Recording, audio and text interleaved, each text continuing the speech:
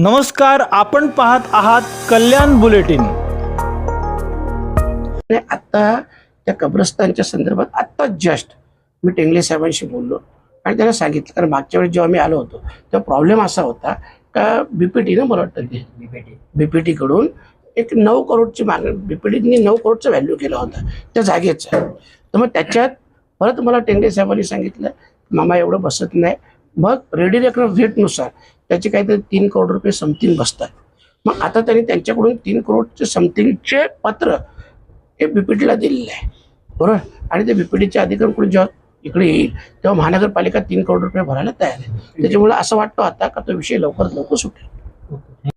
नाही, आज कल्याण शहराच्या भेटीसाठी ज्याही काही समस्या असतील त्या संबंधासाठी, कारण बरेच दिवस झाले मी 3 महिने, मला वाटतं 3 महिने मी इकडे येऊ शकलो नाही।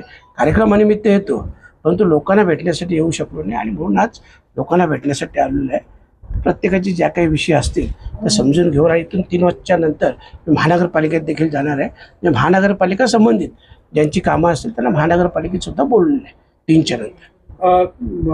आपण पाहत आहात कल्याण बुलेटिन। एक